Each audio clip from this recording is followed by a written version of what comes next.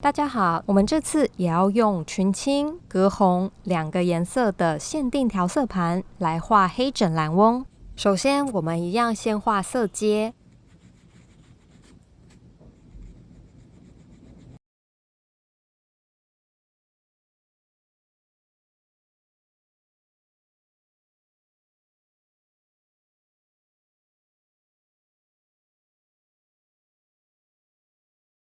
这一次是以蓝色为主，所以我们慢慢加入红色。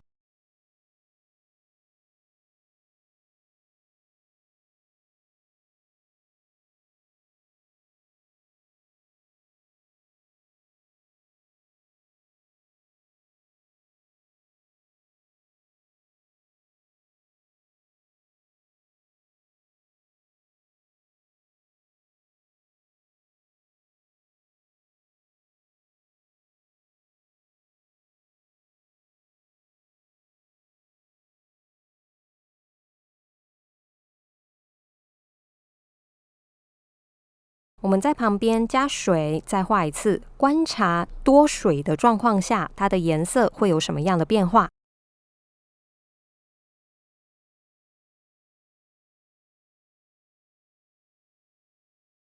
另外一种画色阶渐层的方式是先涂一层水，让颜料在水上扩散。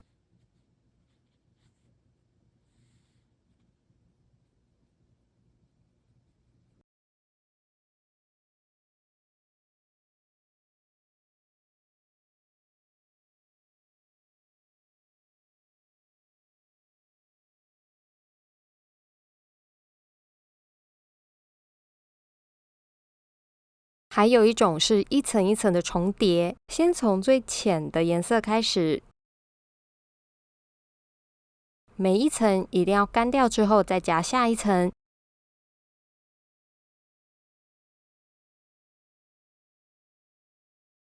不要颜色一下太深，这样深浅落差会太大。避免的方法是注意看调色盘的颜色是不是跟纸上的颜色一样，或者是浅一点。因为颜料加叠在纸上，自然会加深颜色。可是如果调色盘上的颜料太深了，那肯定会造成比较大的颜色落差。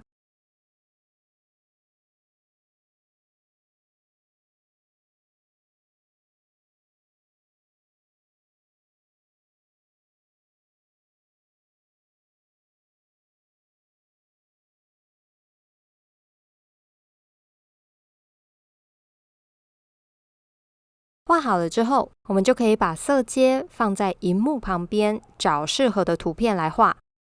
有一些蓝色的鸟是稍微偏黄偏绿的那种蓝色，需要天蓝色来画。我最后找的是黑枕蓝翁，雄性黑枕蓝翁全身几乎都是蓝色，但雌性的翅膀是有一点红棕色或灰灰的酒红色，刚好隔红和群青可以调出来。我们先画小的构图，并且画出基本的明暗关系。先用 A4 纸画一次草稿，并且确定大小。这次我先用透明的描图纸覆盖在上面，描出清晰的线条。再翻过来，用铅笔上墨色，再描一次。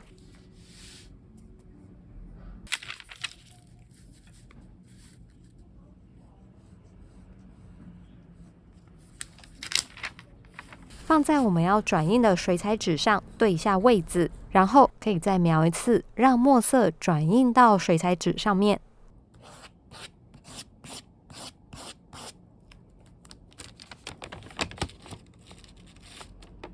一些细节可以画得更清楚。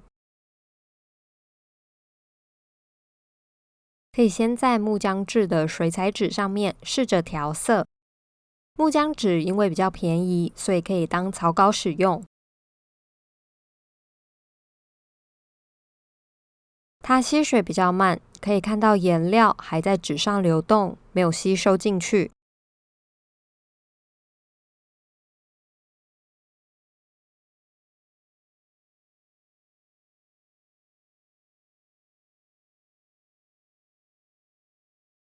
先画翅膀，有水痕水渍也没有关系，等等会加一层叠在上面。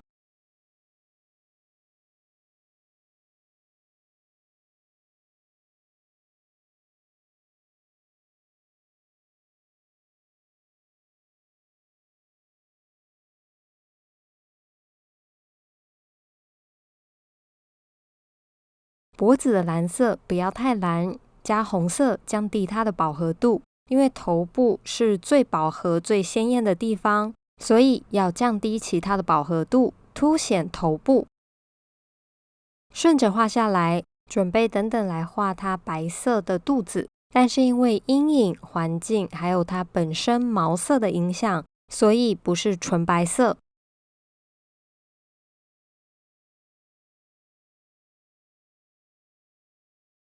如果有看到太蓝或太亮，就擦掉一些。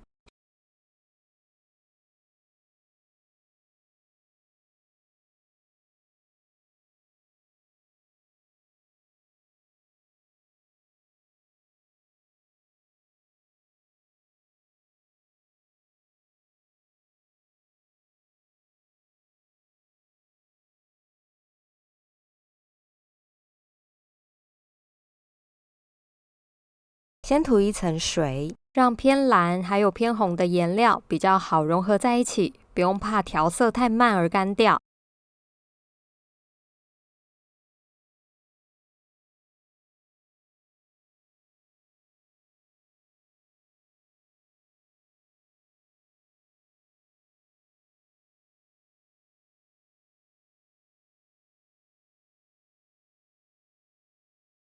画脚，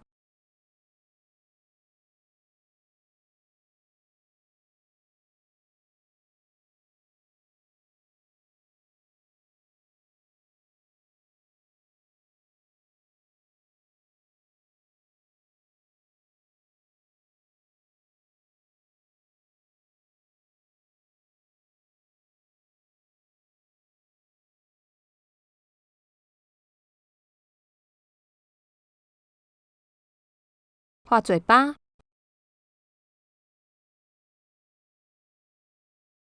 加深嘴上有一块黑色的羽毛。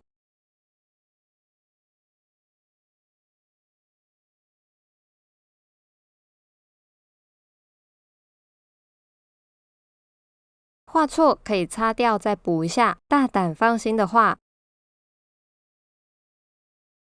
眼睛留出亮点。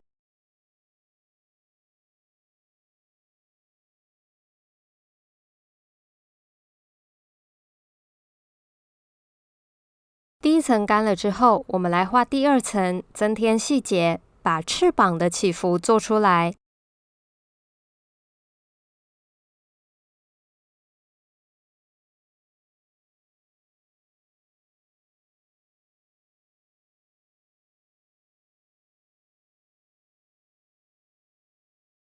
加深往下弯的地方。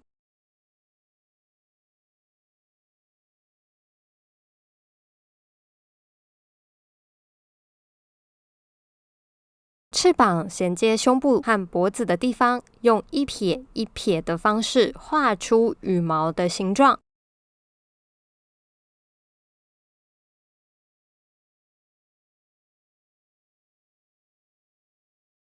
羽毛本身有颜色的转换，再加上阴影，所以这里多一点群青。洗笔沾少量的清水，记得要沾清水，不要太浑浊的水哦，不然浑浊的颜色会染上我们画的地方。这一层我们把颜色加重。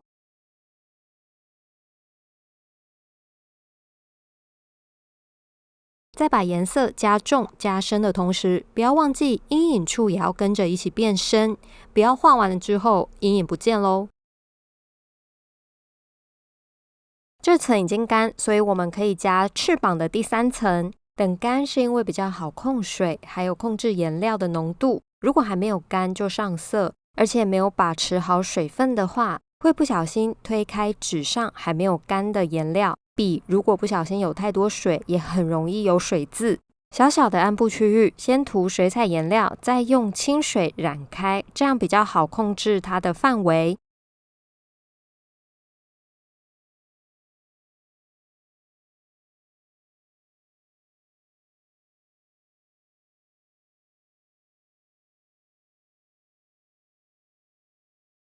我们画图的步骤基本上就是大范围的晕染，渐渐缩小成只要柔化边缘，再慢慢把边缘画得越来越锐利，越来越多细节。再涂清水来画一片一片的羽毛。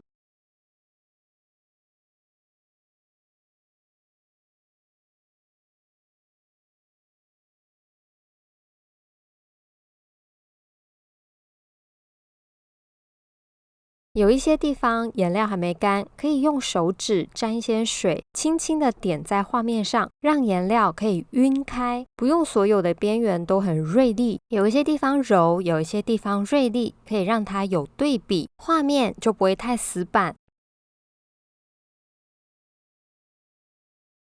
我们再来加一下翅膀的细节，一开始画锐利的地方，所以不用涂水，直接画。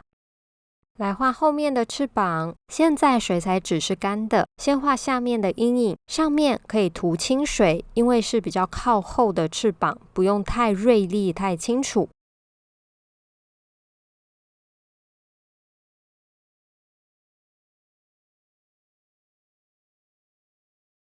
来画它胸部的部分，先涂一层清水，用笔刷出一点材质感。虽然它现在湿湿的，所以会扩散，但是等一下会留下一些些痕迹，让它在底层若隐若现。而下一层在干的时候画，让边缘是比较硬的，就能简单制造出虚实的感觉。其实就是有清晰有模糊，这样子有对比，不会让线条太死太硬。腹部是偏白色，所以不用画太多。我们来画脖子，把脖子和胸的分界画出来。颜料加浓一点，画深入一点的地方。大致都画得差不多，我们可以开始加细节。我们再用蓝色来涂头部，加强它的饱和度，凸显出这是我们这张画的重点。其他的地方呢，就是看看有没有需要加深的地方，或是加一点羽毛的小小的细节。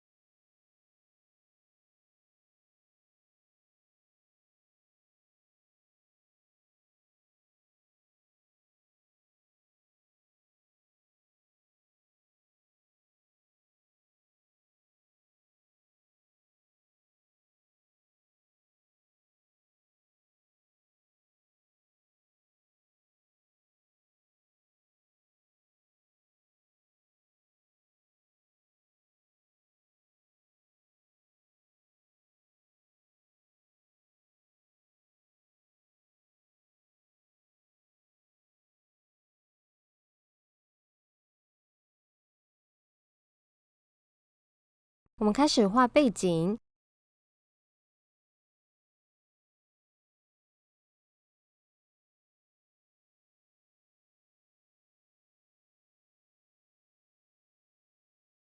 我的纸有一点受潮，所以有这些深色的水渍，也会有一点难上色。纸本身的吸水程度会有一点打折扣，在视觉部分也会影响到明暗的判断，所以我们大概画一下就好，不用画太细或太深，抢了黑枕蓝翁的焦点。